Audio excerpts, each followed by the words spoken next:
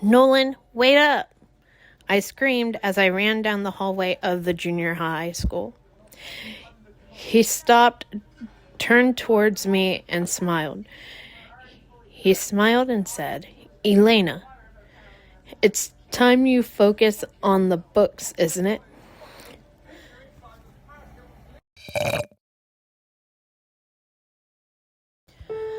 I crossed my arms and said, "Hey, I read the notes and typed my homework.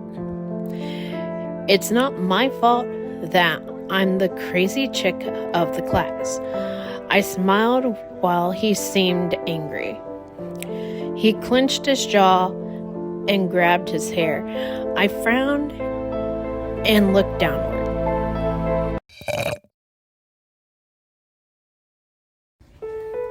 I said, "Look, I'm sorry. I'm not used to normal life yet. I'm worried about screwing up everything for you." He put his hands downside, smiled, and said, "It's been a week since you told us what was happening. I don't think we can hold a grudge against you any longer."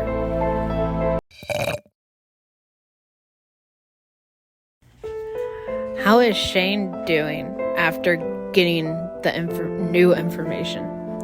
I sighed and said, "He refuses to associate with us outside the dojo. When we are home, he locks himself in his room." Nolan laughed and said, "Kick the door open."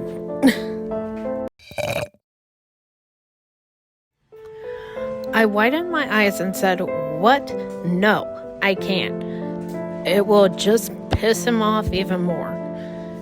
Nolan crossed his arms and announced, "No, it won't." I rolled my eyes and explained, "Yes, it will. Shane had pushed Colleen out of his room when she tried to talk to him."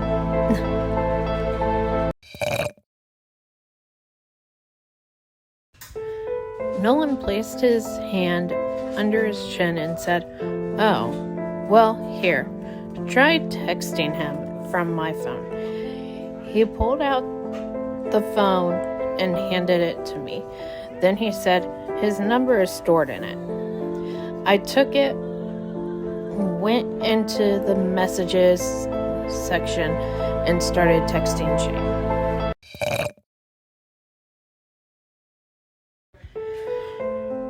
"It's Elena.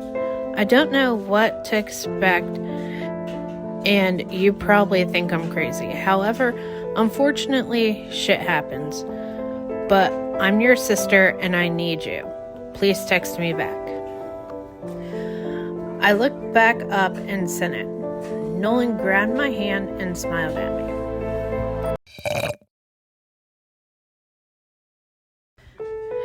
Then we went to our next class, which was algebra. As we walked, I felt Nolan's phone vibrating. I looked at its screen, which lit up with Shane's name.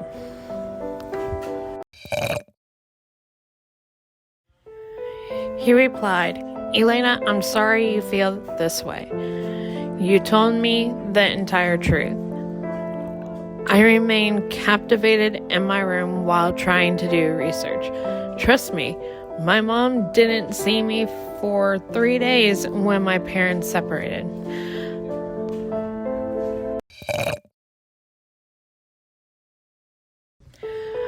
I am researching, trying to comprehend what you told me. Moreover, my dear sister, our situation is a little harder to explore. I thought for a moment about how to respond. Then I replied, "Finding any information regarding our particular situation is difficult because there isn't any.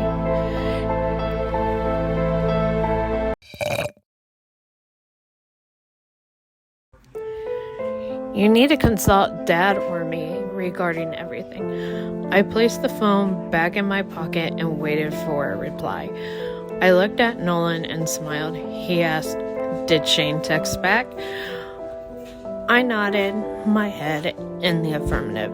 The phone went off again. Shane replied, I would rather hear it from you than Dad. Speaking of Dad, have you heard from him recently?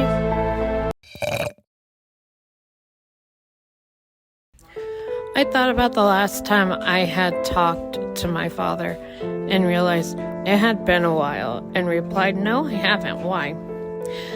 As Nolan and I entered the classroom, we saw the teacher switch the TV on. It was a news channel. The broadcast announced businessman killed during a terrorist attack. I looked at the screen. It felt as if a nightmare of mine was coming true.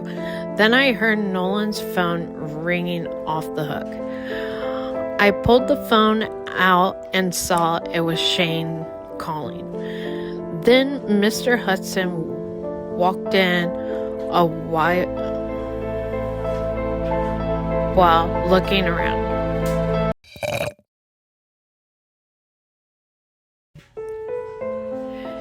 He stopped when he saw Nolan and me and waved a finger towards us, asking us to follow him. And then he said, "Both of you come with me." We walked down the hall, seeing Jacqueline standing outside the office. Jacqueline looked at both of us and said, "We are leaving, Elena. I'm so sorry."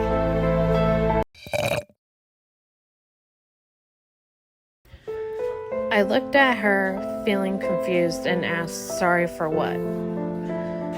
Jacqueline opened her mouth and asked, "Do you not know?" I crossed my arms and asked, "Know what?" Then I saw Colleen behind her with tears trickling down her face, and her eyes were bloodshot. I said, "No, it can't be happening." I took a few steps backwards and turned around. I ran out of the door towards the front of the school. As I ran out of the school, Shane pulled up the car in front of me. He stopped and stood in my path.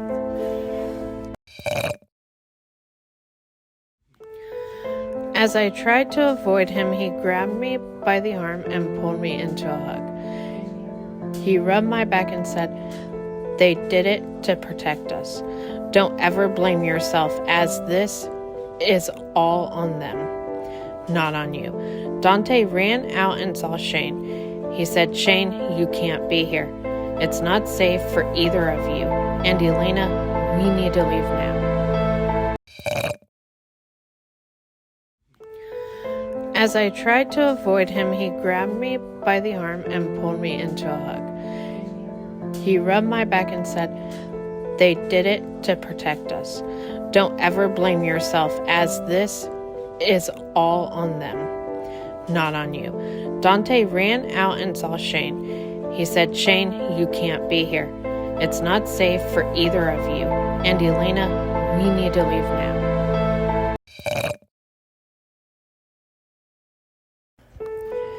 Shane shook his head and asked for the reason for it. Dante sighed and said, "As of now, you are dead to the world. Although you are safe, however, they are not. We are making them stay with a nice family. You are allowed to text them. Here are their cell numbers and your cell phone. Elena and Colleen."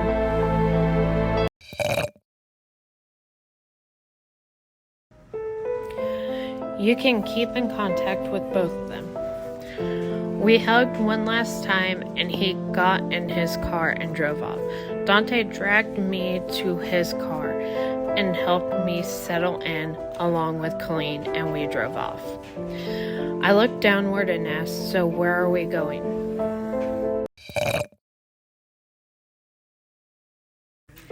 Dante looked in the mirror and said, "Well, we are going to go grab some of your clothes from your house, and then we will get you a makeover."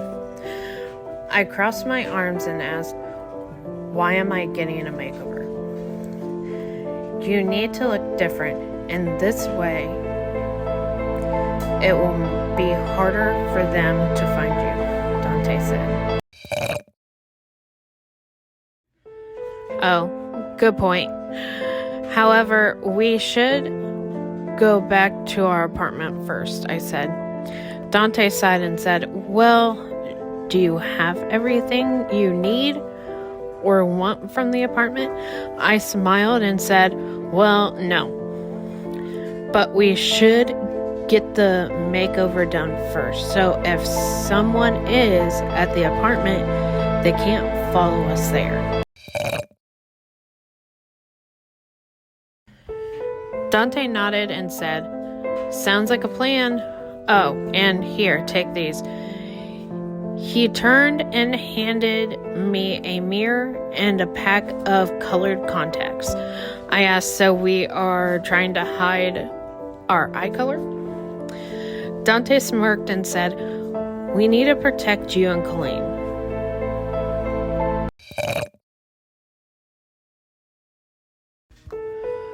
Colleen got excited and asked, what color are they? Dante smiled and said, they are brown because the dark color will hide the blue color of your eyes.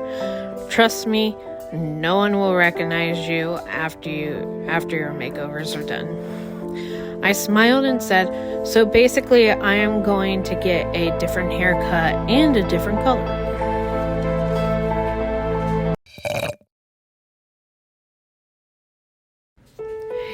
He nodded in the affirmative and said, you might kill me with your new look, but I know you will love it. I smirked and said, you are going to cut off our hair, aren't you? Dante smiled and said, your hair will be styled in a bob haircut. Colleen's hair will reach her shoulders after being styled. I sighed and glanced down.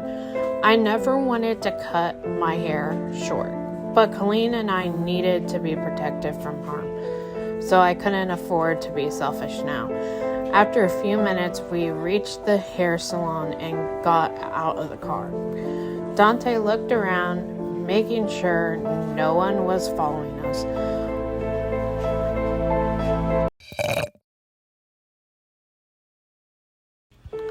Once he made sure we were alone, we walked inside. After stepping inside, we saw a hairdresser waiting for us. She said, Dante, it's been a while since you came here. Dante walked over to the woman, smiled, pulled her into a hug, and said, I need a huge favor, Rosalind.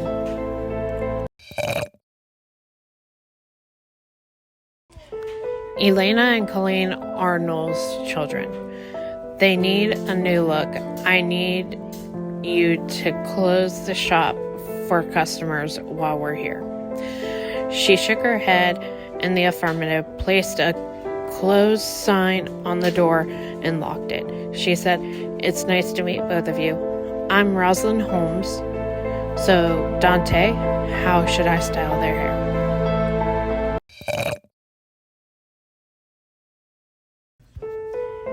He looked at her while placing a hand on Colleen's shoulder and said, for Colleen, you are supposed to style her hair to her to shoulder length and then dye it dark or auburn. However, Elena requires a short bob and dye her hair the same color as Colleen's.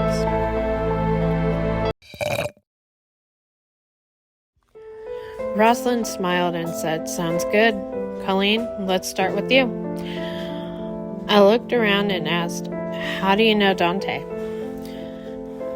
She continued working as she told us, well, you are not the first of your kind I have helped escape.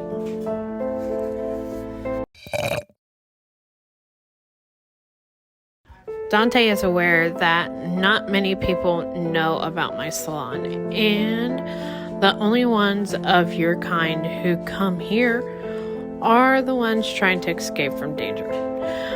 I looked at her and said, "You do realize if they find out about you helping us escape them, they will kill you.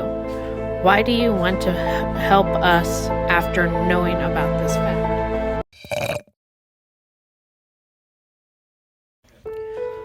Rosalind smiled and said, "I would rather change your look instead of letting you get killed for no fault of yours."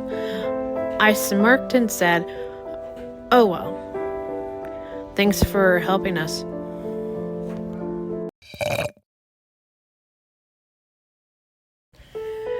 As she was finishing up with Colleen, she called me over and started styling my hair. She layered my hair and gave me sideswipe bangs. Then she dyed my hair and left it for 20 minutes. In the end, she washed and dried my hair.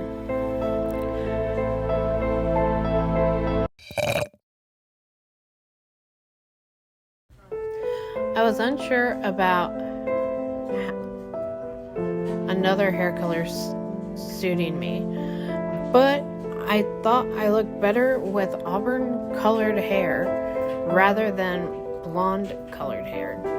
Dante came up to us and said I would go ahead and put the contacts in their eyes, and then we can go to the apartment. We shook our heads and placed the contacts in our eyes. Finally, we made our way back to the car. I rolled my eyes and said, "Dante, I'm going there to get only one thing, mainly because I had left it before leaving for Shane's."